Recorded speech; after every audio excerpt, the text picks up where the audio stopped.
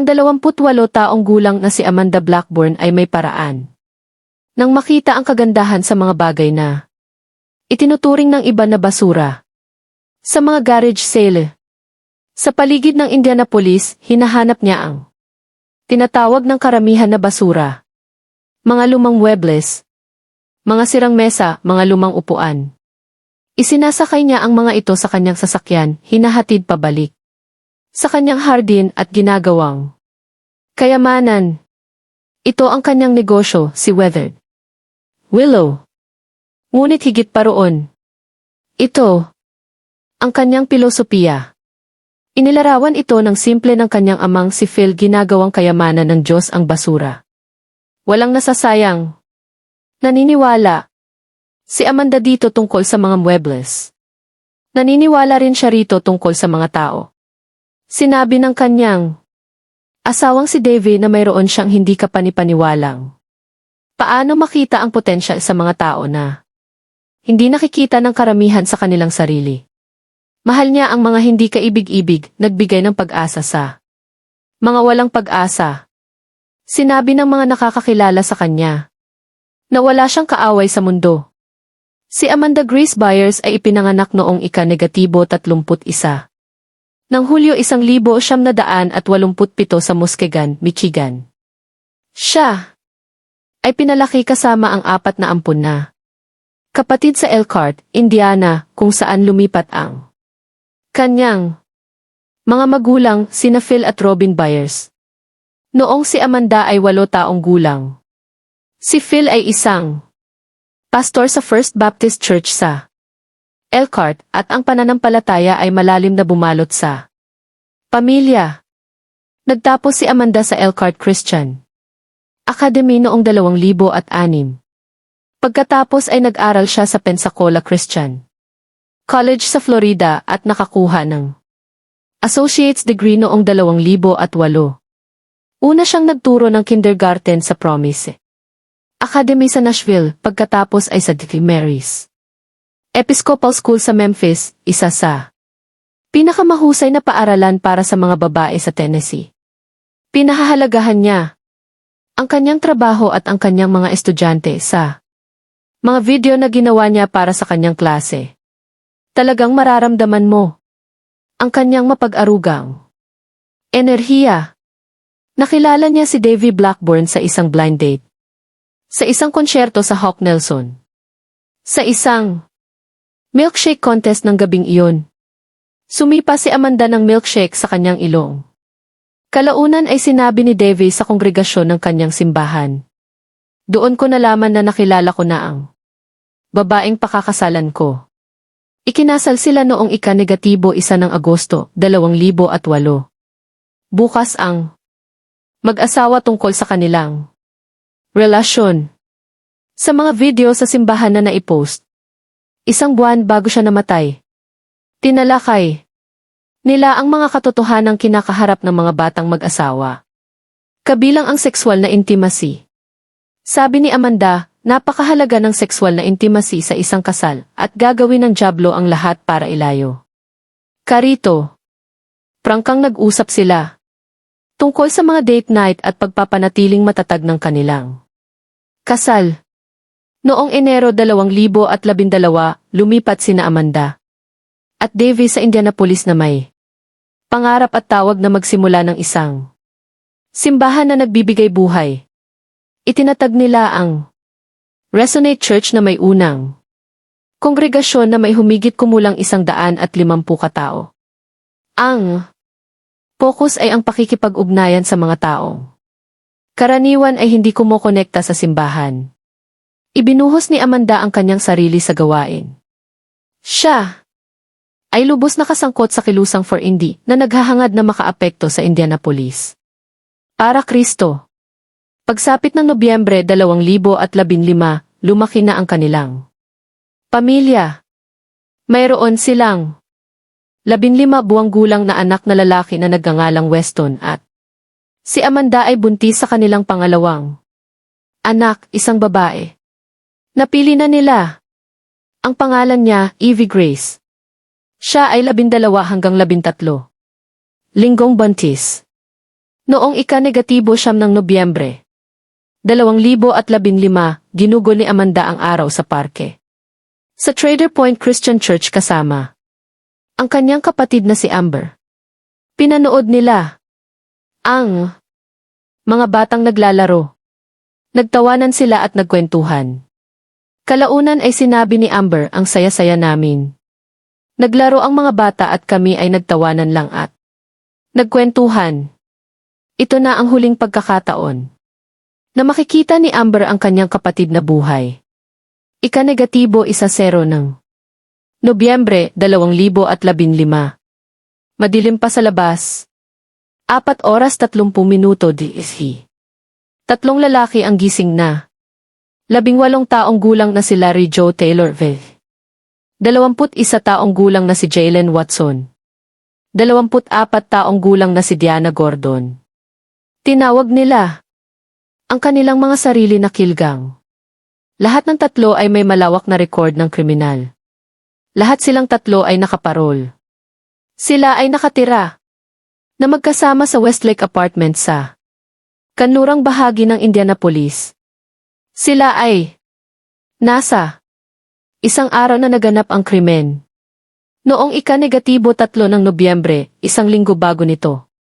Sina Taylor at Watson ay pumasok sa apartment ng isang 21 taong gulang na babae sa Westlake Apartments bandang 1:10 ng gabi.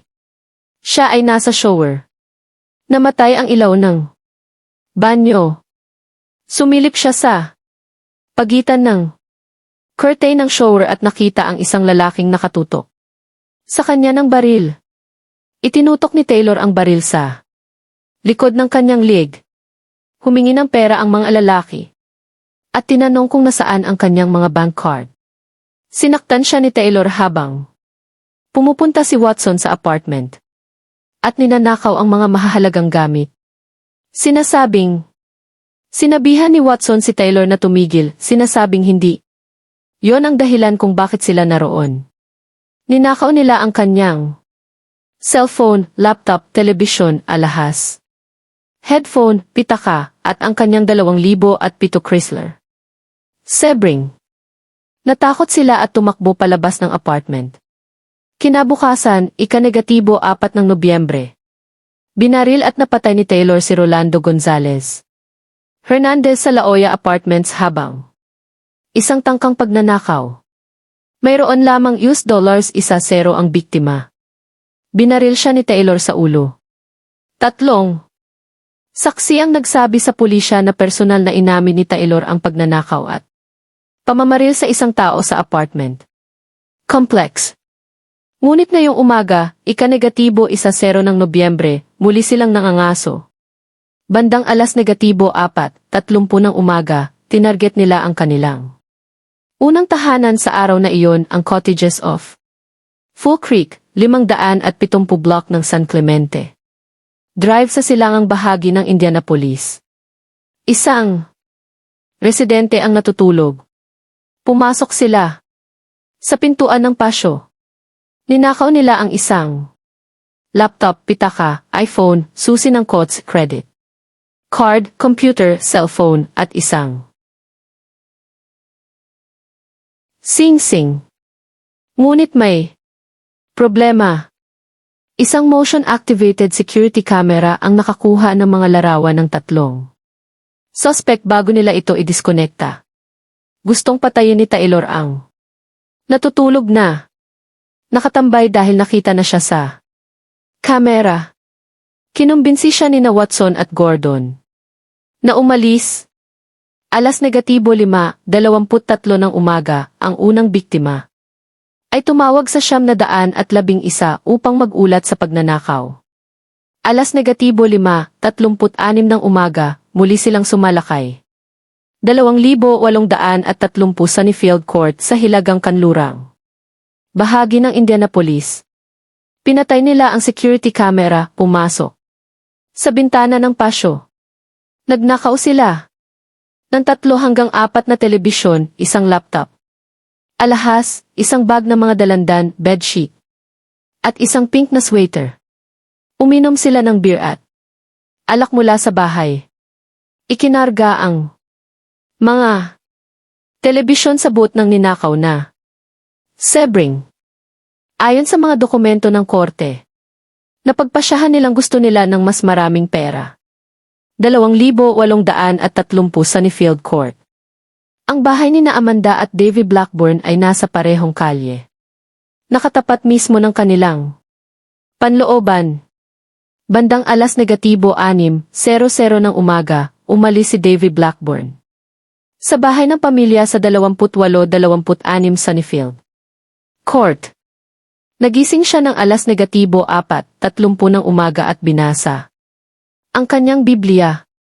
Ngayon ay papunta na siya sa day fitness giveaway ng halos 1 oras. Iniwan niyang hindi nakalock ang pinto sa harap. Iisa lang ang susi ng bahay nila at nasa keyring ni Amanda. Maliit na detalye lang iyon. Ito ay magiging kapahapahamak. -6:11 ng umaga, nakuhanan ng mga surveillance camera. Si Davy na palabas ng kanyang bahay. Di nagtagal, nakita ni Taylor si Davy na paalis. Nagpasya siyang puntiryahin ang bahay sa Blackburn. Pumasok silang tatlo sa pamamagitan ng hindi nakalock na pinto sa harap. Sa loob, nakasalubong nila si Amanda. Tinamaan siya ni Taylor sa bibig gamit ang kanyang 38 caliber revolver. Natumba ang isa sa kanyang mga ngipin sa harap sa ibaba. Kinuha niya ang mga gift card ng babae, ibinigay kina Watson at Gordon na umalis sakay ng ninakaw na Sebring para mag-withdraw ng pera. Naiwan si Taylor kasama si Amanda. -6:25 ng umaga, inilagay ng data ng cellphone tower ang mga telepono ng suspect sa Sunnyfield Court. -6:36 ng umaga, dumating sina Watson at Gordon sa Chase Bank sa North Michigan Road. Sinubukan nilang mag-withdraw ng $500 gamit ang debit card ni Amanda. Tinanggihan ang transaksyon. Isang resibo ng AK na may ganitong timestamp ang natagpuan kalaunan sa ninakaw na sasakyan.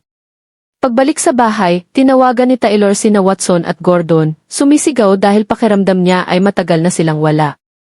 Ibinigay niya sa kanila ang tamang EID o postcode para sa account. Kalaunan ay nagpatotoo si Watson tungkol sa sumunod na nangyari. Sinabi sa kanila ni Taylor na sinubukan niyang pilitin si Amanda na makipagtalik sa kanya.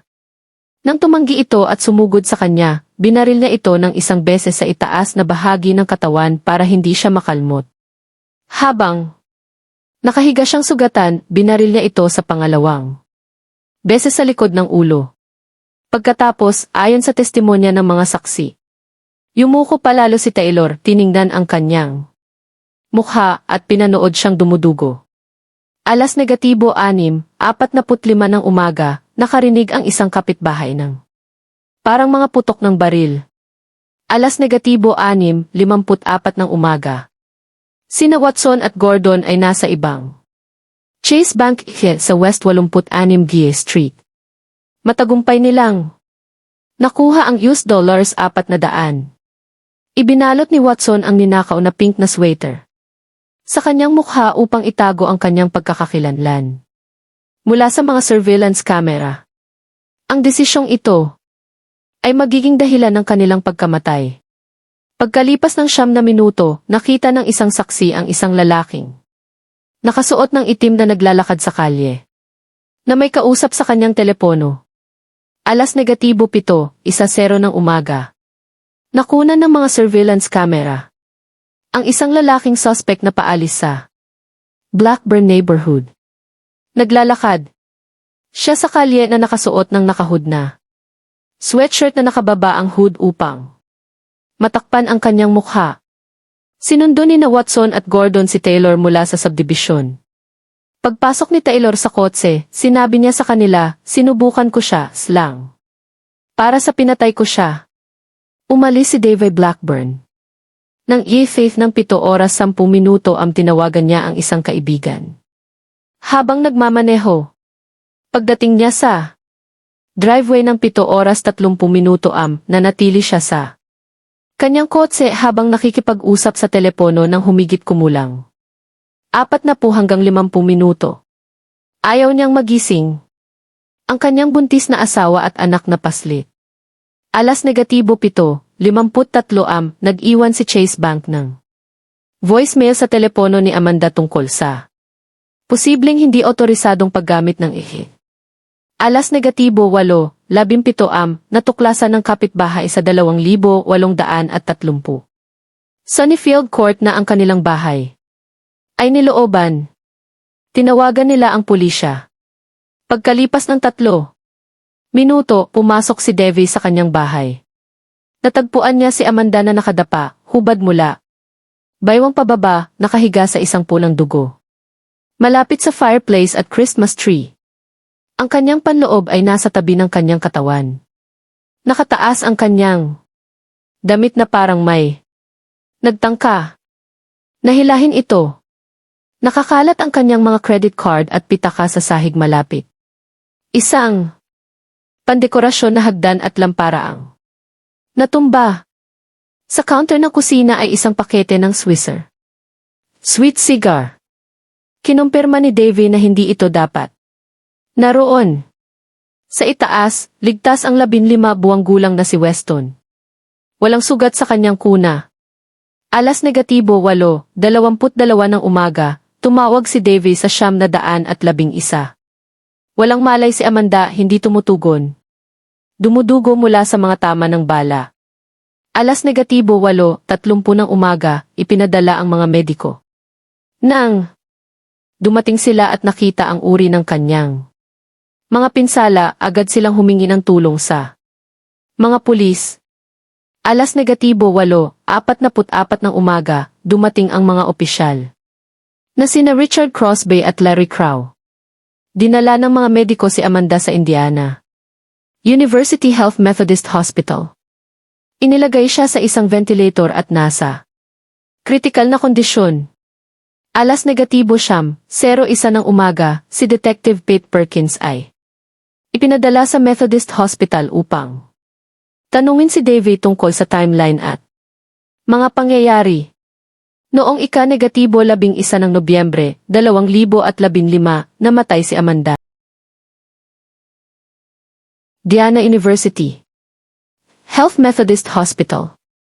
Siya ay tinanggal sa life support humigit kumulang 24 oras pagkatapos ng pag-atake.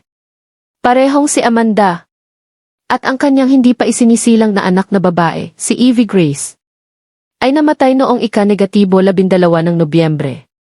Ang Marion County Coroner's Office ay nagsagawa ng autopsy.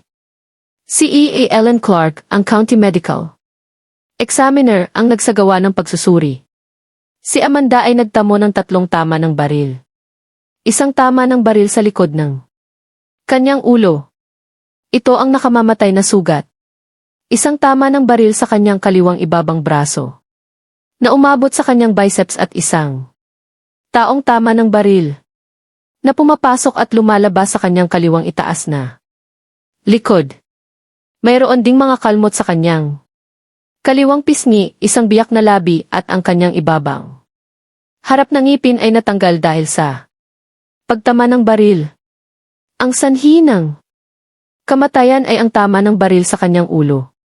Ang paraan ng pagkamatay ay homicide. Sa kabila ng kondisyon na siya ay natagpuan bahagyang hubad na may ebidensya na nagmumungkahi ng sexual na panghahalay. Kalaunan ay sinabi ng mga taga-usig na walang sapat na ebidensya para magsampa ng mga kasong sexual na panghahalay sa kaso ni Amanda. Bagamat ipinahiwatig ng mga pahayag ni Taylor sa kanyang mga kasabwat na tinangkanyang sexual na atakihin ito bago binaril. 2 beses na pinoproseso ng pulisya ang pinangyarihan ng krimen sa Blackburn sa pagitan ng ika-negatibo 10 at ika-negatibo 11 ng Nobyembre para sa masusing pagsusuri. Nakuha nila ang pakete ng Swisher Sweet Cigar, ebidensya ng dugo at mga forensic sample.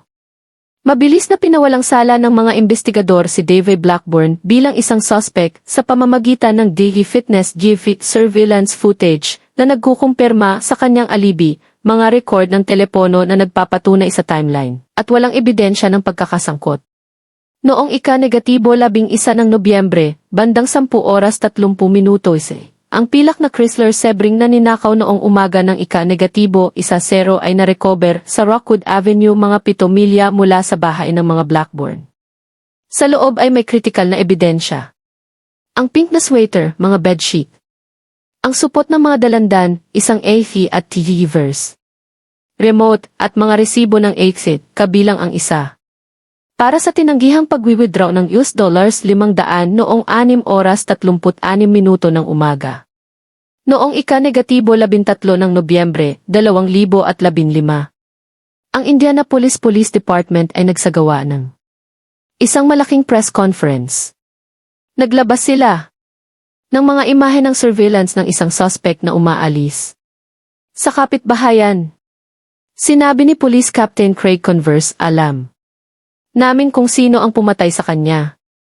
Mabuti na lang at mayroon kaming larawan niya pero hindi namin alam ang pangalan.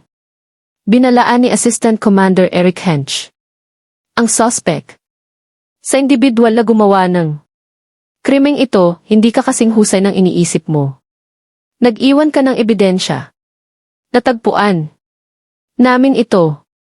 Hahanapin ka namin at hindi kami titigil hanggat hindi ka namin nahuli. Dagdag ni Chief Rick Hype, pupunta kami para hulihin ka. Ang tagumpay ay dumating kasama ang ebidensya ng EV. Ang pink na sweater. Ang pink na sweater na narecover mula sa ninakaw na sasakyan ay ginamit ng isa sa mga suspect upang takpan ang kanyang mukha habang isinasagawa ang mga transaksyon sa gihit nang iproseso sa pamamagitan ng database ng CODIS. Ito ay tumugma kay Jalen Watson. Sinabi ng Marion County Prosecutor na si Terry Curry na ito ang unang mahalagang pagbabago sa investigasyon. Nasubaybayan ng datos ng tower ng cellphone ang telepono ni Watson mula sa East Side First Burglary hanggang sa Sunnyfield Court noong 6:25 ang pagkatapos ay sa parehong exit ng Chase Bank noong 6:36 at 6:54 ang telepono ni Gordon ay tumawag sa isang hindi kilalang numero sa Sunnyfield Court. Habang isinasagawa ang mga biyahe sa gigit, ang numerong iyon ay nasubaybayan sa pamamagitan ng mga patalastas sa likod ng pahina kay Larry Taylor. Ang 6:36 ay nabigo sa pag-withdraw ng $500 at ang matagumpay na pag-withdraw ng $400. Hanggang 6:54 ay lumikha ng isang hindi maikakailang timeline. Nasubaybayan din ng mga detektive ang mga item mula sa pagsalakay noong ika-3 ng Nobyembre hanggang sa mga mamimili malapit sa 56 Gia Street. Nakilala ng mga mamimiling ito sina Watson at Taylor sa pamamagitan ng mga kuha ng litrato. Noong ika-19 ng Nobyembre, ika-10 araw, lahat ng tatlong lalaki ay dinakip. Kinuha ang mga VI swab. Sina Watson at Gordon ay inaresto dahil sa mga paglabag sa parol. Si Taylor ay tinanong at pinalaya. Sa panahon ng mga interogasyon, inamin ni Watson at Gordon ang mga pagnanakaw at ipinakilala si Taylor bilang ang bumaril. Inilarawan nila ang kanyang mga pahayag na pinausukan niya. Siya at pinanood siyang dumudugo. Iwinagayway ni Taylor ang kanyang Miranda rights na sinasabing naghahanap siya ng isang taong nagngangalang Cheese at masyadong magulo para maalala. Noong ika-22 at ika-23 ng Nobyembre, lumabas ang kumpirmasyon ng ECE. Ang ECE ni Watson ay tungma sa pink na sweater. Kasama ng mga record ng cellphone at mga pahayag ng mga saksi, mayroon ang mga taga-usig ng kanilang kailangan. Noong linggo ng gabi, ika-22 ng Nobyembre, inaresto ng unit ng mga bayolenteng krimen ng Indianapolis Police Department, mga unit ng gang at mga vice marshal si Taylor sa bahay ng isang kamag-anak sa Meridian Street. Noong ika-23 ng Nobyembre, inanunsyo ng taga-usig na si Terry Curry ang formal na mga kaso. Sina Taylor at Watson ay kinasuhan ng pagpatay. Si Gordon ay ikinulong sa ilalim ng parol. Napaglabag, ngunit hindi unang kinasuhan dahil hindi siya pumasok sa bahay ng Blackburn. Sabi ni Curry, sa palagay ko ay walang sinumansa. Mga biktima ang tinarget, ngunit sa halip ay mga random na biktima ng mga napakarahas na krimen. Si Amanda ay nasa maling lugar. Sa maling oras. Mag-isa sa bahay nang magpasya ang tatlong lalaki na gusto nila ng mas maraming pera pagkatapos ng kanilang pangalawang pagnanakaw. Nagtulungan ang komunidad ng Indianapolis para sa pamilyang Blackburn. Ang kaso ay nalutas sa loob ng 13 araw. Ang mga opisyal ay naiulat na hindi nakatulog ng ilang araw. Sinabi ng ama ni Amanda na si Phil Byers, "Sa mga reporter, siya ang pag-ibig ng aking buhay. Hindi humihingi ng paumanhin." Sa etikal na aspeto, ibinigay niya ang kanyang buong sarili sa Diyos. Gusto kong maging ganoon. Gusto kong maging mas katulad ni Amanda. Inilibing si Amanda sa Hamilton Memorial Park sa Noblesville, kasama ang kanyang hindi pa isinisilang na anak na babae, si Evie Grace Blackburn. Kasunod ng mga pag-aresto, naglabas ng isang pahayag si Davy Blackburn. Bagamat lahat ng nasa loob ko ay gustong mamuhi, magalit at malugmok sa kawalan ng pag-asa, pinili ko ang ugat ng pagpapatawad, biyaya at pag-asa. Kung may isang bagay na natutunan ko kay Amanda sa loob ng 10 taon na kaming magkasama, ito ay ito. Ang pagpili na hayaan ang aking mga emosyon na magmaneho ng aking mga desisyon ay isang recipe para sa isang buhay na walang pag-asa at walang bunga. Ngayon, nagpapasya akong magmahal, hindi mamuhi. Sina Watson at Gordon ay naghain ng plea deal. Umamin sila ng pagkakasala sa pagnanakaw at pang-hold up. Sumang-ayon na tumestigo laban kay Taylor. Ang kaso ni Taylor ay tumagal ng mga taon, 2 mistrial. Sa wakas ay isang bench trial. Nagpatotoo sina Watson at Gordon na nanatili si Taylor kasama si Amanda habang papunta sila sa mga jeep. Pagbalik nila, sinabi niya sa kanila, pinapasukan ko siya. Sinubukan niyang pilitin si Amanda na makipagtalik. Nang tumanggi ito, binaril niya ito. Nagpatotoo si Davy tungkol sa hindi nakalock na pinto. Nanatili sa driveway habang naka-phone. Nakitang nakadapa si Amanda. Si Taylor ay napatunayang nagkasala at sinentensyahan ng 86 na taon. Sabi ni Davey, nawala ko ang aking bato. Ang aking matalik na kaibigan at ang aking unang pag-ibig. Nag-alok ng kapatawaran ang pamilya ni Amanda. Kalaunan ay umamin si Taylor sa naunang panggagahasa. Dagdag na 20 taon kabuang 106 na taon. Tinanggihan ang apela. Kasalukuyang nasa Miami Correctional Facility. Watson. 10 taon kasama ang 5 home detention. Pinalaya. Gordon 30 taon. 25 sa bilangguan, 5. Probation, humingi ng tawad kay Davey. Kasalukuyang naglilingkod. 2 araw matapos mamatay si Amanda. Ipinarehistro ni Davey ang domain na Nothing is wasted net. Pagkalipas ng 2.5 buwan noong ika-negatibo 1 ng Pebrero 2016 na, ipinarehistro niya ang Nothing is wasted serendipity death sa estado ng Indiana. Noong Abril 2016 na, ibinenta niya ang bahay ng pamilya, kung saan pinatay si Amanda sa halagang $145,000. Noong Marso 2016 na, bumili siya ng bago. Mas malaking bahay na maisukat na 5,186 square ng kihi na may swimming pool. Sa ilalim ng pangalan ng negosyong DV Serendipity Dodste. Noong Setyembre 2016 na, 11 buwan pagkatapos ng pagkamatay ni Amanda, nakilala ni Davey si Christy Monroy sa Giffin ang DE Fitness. Ang parehong Giffey na pinuntahan niya noong umaga na pinatay si Amanda.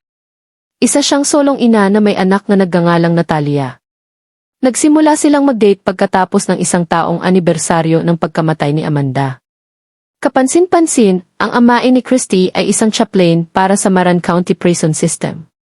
Nakipag-usap siya sa mga pumatay kay Amanda.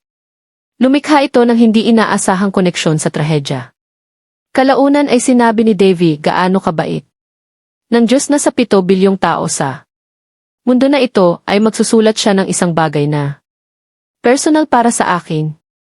Noong ika-17 ng Disyembre 2017, mga 2 taon pagkatapos ng pagkamatay ni Amanda, pinakasala ni Nit Davy si Christy sa isang seremonya sa Laurel Hall sa Indianapolis.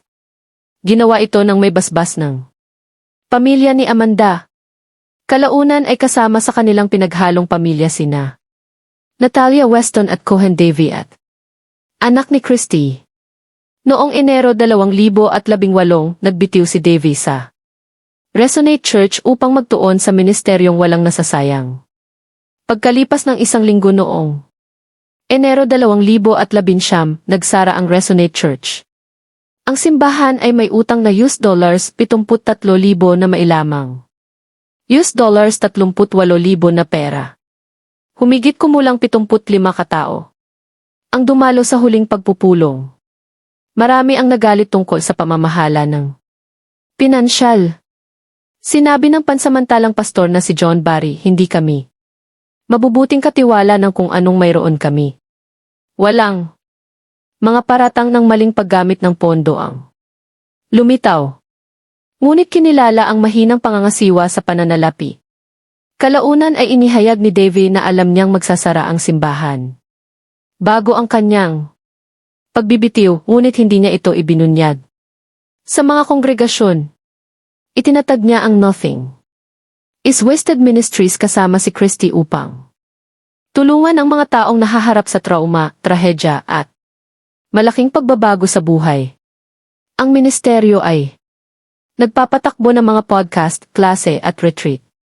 Si Davy ay gumawa ng maraming pambansang pagpapakita sa media, kabilang ang Good Morning America Inside Edition at Investigation Discoveries on the Case. Kasama si Paul. Noong Hulyo 2024, naglathala siya ng isang aklat na pinamagatang Nothing is Wasted, a True Story of Hope, Forgiveness and Finding Purpose in Pain. Ang manuskrito ay natapos noong 2017. Naantala ang paglalathala hanggang sa matapos ang lahat ng mga paglilitis.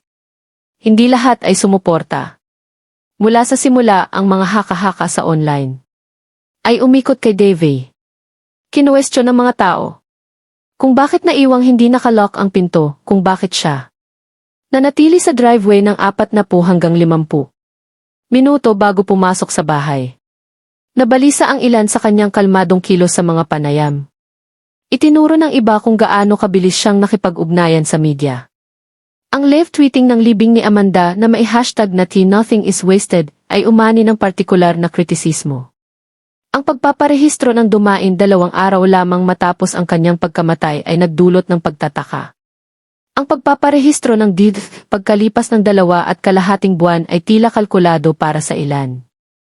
Ang kanyang muling pagsasama 2 taon pagkatapos ng pagkamatay ni Amanda ay tila masyadong maaga para sa mga kritiko. Ang katotohanang nakilala niya ang kanyang bagong asawa sa parehong Griffith na kanyang pinuntahan noong umaga ng pagpatay ay tila kahina-hinala para sa ilan.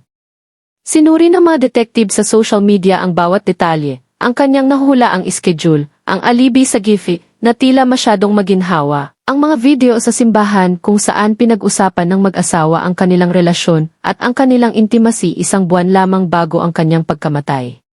Napansin ng ilan na ang kanyang kasunod na libro at ang industriya ay tila kumikita sa trahedya, ngunit bawat hinala ay tiyak na napatunayang hindi totoo. Ang kuha ng Gighi Fitness Surveillance ay nagbigay ng timestamp na patunay sa kanyang kinaroroonan. Kinumpirma ng mga record ng telepono ang kanyang buong timeline. Inilagay siya palayo sa pinangyarihan ng datos ng cell tower. Walang motibo. Mapagmahal ang kanilang relasyon. Ang pangalawang sanggol ay paparating na. Higit sa lahat, ang mga pag-amin ng pumatay ay hindi kailanman nagsangkot kay Deve. Ang tatlong lalaki ay naitala sa isang random na krimen. Ang timeline ay naging dahilan upang maging imposible ang kanyang pagkakasangkot. Na-clear siya ng Indianapolis Police Department sa loob ng ilang araw sa pamamagitan ng mga kuha ng surveillance at mga record ng telepono. Sa kabila nito, ang mga online na komunidad ay patuloy na nagtataas ng mga tanong. Si Amanda Blackburn ay 28 taong gulang, isang guro sa kindergarten, isang asawa, isang ina. Isang babaeng nakakakita ng kagandahan sa mga sirang bagay. At naniniwalang walang nasasayang. Noong umaga ng ika-negatibo 10 ng Nobyembre 2015, sinira ng tatlong lalaki ang lahat. Sinabi ng kanyang pamilya na ang kanyang ngiti ay nagbabadya ng kaligayahan, enerhiya at ginhawa. Napakaraming bagay ang kanyang kahulugan sa napakaraming tao. At ang buhay ng lahat ay tila medyo hindi gaanong maliwanag ngayon. Si Amanda Grace Blackburn.